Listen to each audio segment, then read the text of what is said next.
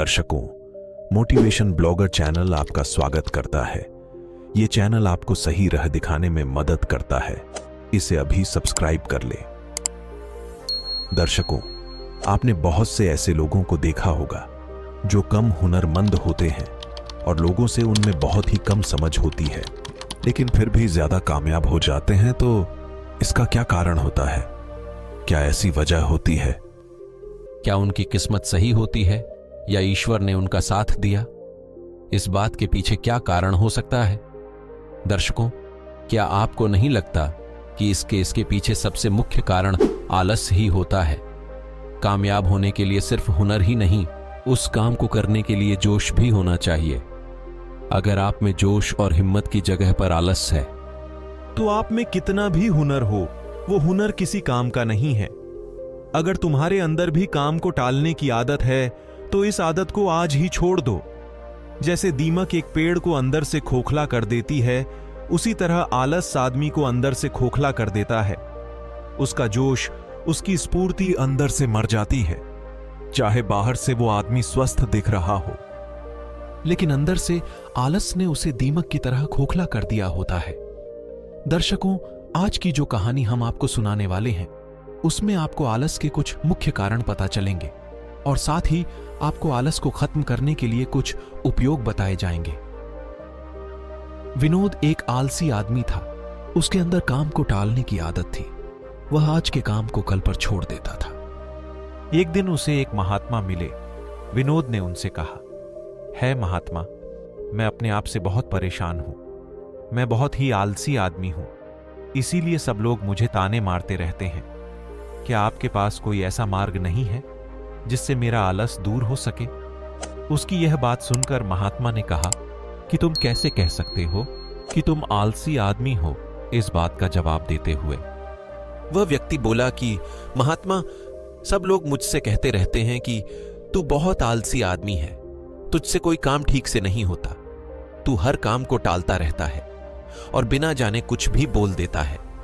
और मेरे परिवार के लोग भी मुझे आलसी आदमी बताते हैं।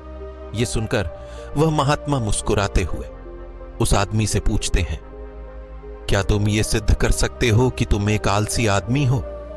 यह सुनकर वह व्यक्ति कहता है कि महात्मा, मैं कभी भी सुबह जल्दी नहीं उठ पाता और हर काम को टालता रहता हूं। मुझे लगता है कि आलसी होने के लिए यह काफी होगा। उस व्यक्ति की बातें सुनकर महात्मा कहते हैं कि आलस को समझने के लिए हमें यह जानना होगा कि आलस क्या है और वो किसी मनुष्य के शरीर में कैसे जन्म लेता है। अगर कोई व्यक्ति किसी काम में पूरा मन नहीं लगा रहा, उसमें उस काम के प्रति जोश नहीं है, तो उसका कारण आलस होता है। आलसी जोश और उत्साह का विपरीत होता है। इसे समझने के लिए हमें यह जानना अति आवश्यक है कि आलसी व्यक्ति के शरीर में दो प्रकार से जन्म लेता है, शारीरिक स्तर और मानसिक स्तर पर। यह बताते हुए महात्मा ने उसे समझाना शुरू किया कि सबसे पहले शारीरिक स्तर पे आलस को समझते हैं। इसके बाद महात्मा ने अपने कुटिया के की तरफ इशारा करते हुए कहा कि तुम जरा गौर से इनका चलना उठाना बैठना और लेटना देखो। इन भिक्षुओं के चलने में एक तालमेल होता है, एक आनंद होता है, और जब ये बैठने की मुद्रा में होते हैं तो इनकी रीढ़ की हड्डी सीधी होती है और गर्दन थोड़ी सी उठी हुई होती है। और वहीं पर जब यह लेटे हैं तो इनका पूरा शरीर एकदम शांत और स्थिर होता है। और वहीं जब एक आलसी आदमी चलता है तो एकदम झुका हुआ और बिना आनंद के चल रहा होता है। याद रखो, 50% आलस हमारे उठने, बैठने, चलने और लेटने से तय होता है। अगर हम अपनी इन अवस्थाओं को समझ लेते हैं तो हमारा 50% आलस दूर हो जाता है। शारीरिक स्तर पर आलस का दूसरा मुख्य कारण होता है सही नींद ना लेना। अक्सर हमें पता ही नहीं होता कि हमें कितनी देर सोना है। ध्यान रखो, एक मानव शरीर को सीमित समय की नींद लेनी चाहिए। अगर वह सीमित समय से ज्यादा नींद लेता है तो भी वो आलस का शिकार होगा, और अगर वह सीमित समय से कम नींद लेता है तो भी वह आलस का शिकार होगा। यह सुनकर वह व्यक्ति बोला कि महात्मा, एक मानव शरीर को कितनी नींद लेनी चाहिए? उस व्यक्ति की इस बात का उत्तर देते हुए महात्मा ने कहा कि एक मानव शरीर को 7 से 8 घंटे की नींद लेनी चाहिए। अगर आपका शरीर ज्यादा थका हुआ नहीं है तो 5 घंटे की नींद, अगर ज्यादा थका हुआ है तो 7 घंटे की नींद ले सकते हैं। और इसी के साथ यह भी ध्यान रखना चाहिए कि सोने के लिए रात का समय निर्धारित किया गया है। कुछ लोग दिन में ही सो जाते हैं। आलस का अगला मुख्य कारण होता है भोजन। सही समय पर और सही भोजन करना शरीर के लिए अति आवश्यक होता है। कुछ लोग ऐसा भोजन करते हैं जिसमें कोई जान ही नहीं होती। आप खुद ही सोचिए, जिस खाने में जान ही नहीं है, जिस खाने में ऊर्जा ही नहीं है, वो भोजन आपके शरीर को ऊर्जा कैसे दे सकता है? अक्सर गलत समय पर उल्टा सीधा भोजन करने से व्यक्ति का शरीर आलस से भर जाता है। इसीलिए ऐसा भोजन करो जो प्रकृति से सीधा प्राप्त हो रहा हो, जिसमें कुछ ऊर्जा हो। यह सुनकर उसे आदमी ने कहा कि ही महात्मा, शारीरिक स्तर पर तो आलस को मैं समझ गया, लेकिन मानसिक स्तर पर आलस क्या होता है? इसका उत्तर देते हुए महात्मा जी बोले कि लोगों को अपने जीवन में बहुत सारी नाकामयाबी मिलती है। जब वो नाकामयाब होता है, किसी काम को पूरा नहीं कर पाता, तो उसका जोश और उत्साह अगले काम को करने के लिए ठंडा पड़ जाता है। जब भी वो किसी नए काम को शुरू करता है तो उसका पिछला काम उसके मन को प्रभावित करता रहता है। इसीलिए वो नए काम को पूरे जोश और उत्साह के साथ और पूरा मन लगाकर नहीं कर पाता, और यही आलस का कारण बन जाता है। इसके लिए हमें यह समझना जरूरी होता है कि जो पिछला काम हमारा पूरा नहीं हो पाया, उससे भी हमें बहुत कुछ सीखने की आवश्यकता होती है। इससे हमें एक अनुभव मिलता है जो हम अपने नए काम में लगा सकते हैं।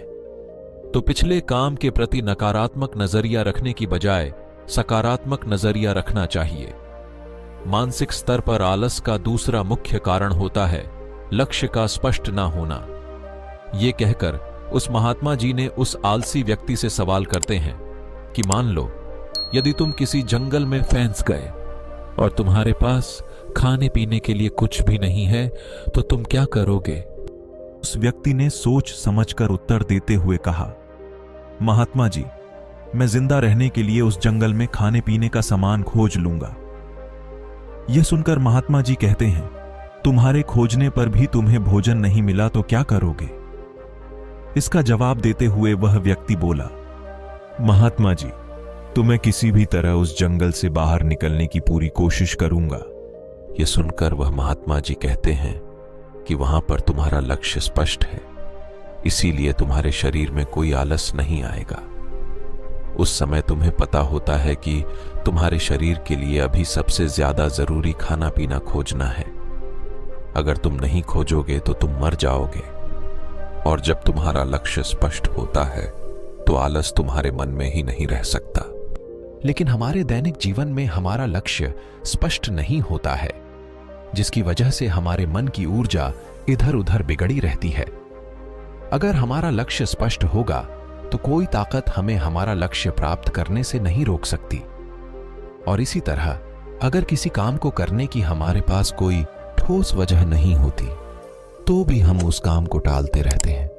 उस काम को करने का हमारा मन ही नहीं करता, क्योंकि हमारे मन में सबसे पहली बात यह होती है कि इस काम को करने से क्या फायदा होगा। इसीलिए किसी काम को करने के लिए उसकी ठोस वजह जानना बहुत जरूरी होता है। बहुत सारे लोग व्यायाम करने की अहमियत नहीं समझते हैं। वो सोचते हैं कि व्यायाम करने से क्या फायदा होगा।